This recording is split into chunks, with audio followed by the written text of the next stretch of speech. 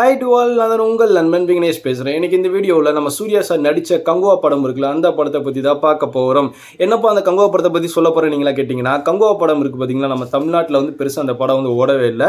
And நிறைய பேரால் வந்து நெகட்டிவ் ரிவ்யூஸ் கொடுக்கப்பட்ட படம். அண்ட் சூர்யா சார் கெரியர்லேயே வந்து அந்த படம் வந்து அதிகமாக நெகட்டிவ் ரிவ்யூஸ் வாங்கின படம். பட் அந்த படம் வந்து ஆஸ்காருக்கு வந்து தேர்வு செய்யப்பட்டிருக்குன்னு அப்படி வந்து ஒரு நியூஸ் கிடச்சிருக்கு. என்ன ஆஸ்கார் வரைக்கும் போயிருக்கா அப்படின்னு கேட்பீங்க. ஆமாங்க, ஆஸ்கார் வந்து வருஷம் வந்து ஒரு பர்டிகுலர் லிஸ்ட் ஆஃப் மூவிஸ்லாம் எடுத்து, வேர்ல்டு ஃபுல்லாக இருக்கிற லிஸ்ட் ஆஃப் மூவிஸ்லாம் எடுத்து அதை வந்து ஃபில்ட்ரு பண்ணி அப்புறம் தனியாக ஒரு லிஸ்ட் மாதிரி ப்ரிப்பேர் பண்ணுவாங்க.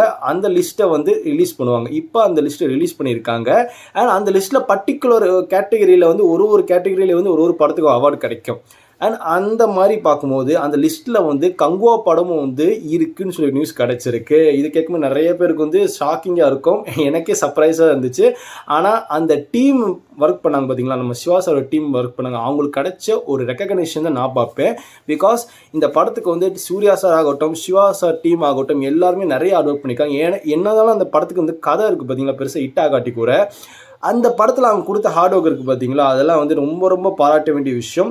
அண்ட் இந்த படம் வந்து கண்டிப்பாக ஆஸ்கார் அவார்டு கிடச்சிச்சுன்னா அந்த டீம் இருக்காங்க பார்த்தீங்களா, அந்த டீமுக்கு தான் கண்டிப்பாக போய் சேரும். பிகாஸ் அவங்க கொடுத்த எஃபெக்ட் ஆகட்டும், ஹார்ட் ஒர்க் ஆகட்டும் ரொம்ப அதிகம். அண்ட் தமிழ்நாட்டை தாண்டி சவுத் இந்தியாவில் நிறைய ஹிட்டான மூவிஸ்லாம் வந்து போயிட்டுருக்கு. புஷ்பா ஆகட்டும், பாகுபலி ஆகட்டும், நிறைய மூவிஸ்லாம் இருந்தும் அந்த மூவிஸ்க்கெலாம் கிடைக்காத ஒரு ரெக்கக்னேஷன் வந்து இந்த படத்துக்கு கிடச்சிருக்கு. கண்டிப்பாக தமிழ் சினிமாவுக்கு ஒரு பெருமையான விஷயம். அண்ட் இந்த அவார்டு கிடச்சிச்சுன்னா நான் உண்மையாக சொல்கிறேன், தமிழ் சினிமாவை வந்து வேறு லெவலாக இருக்குங்க ஆஸ்கார் விஷயத்தில்.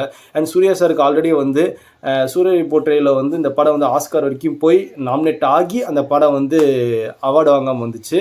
பட் இந்த வாட்டி இந்த படமாச்சும் ஒரு அவார்டு கண்டிப்பாக நம்ம தமிழ் சினிமா கொண்டு வரும்னு சொல்லி நான் நம்புகிறேன். நம்ம தமிழ் சினிமா பெருமையை வந்து இன்னொரு லெவல் கொண்டு போகும் நான் நம்புகிறேன். அடுத்த ஒரு நல்ல வீடியோ நம்ம பார்க்கலாம். அது வரைக்கும் பை டு ஆல்.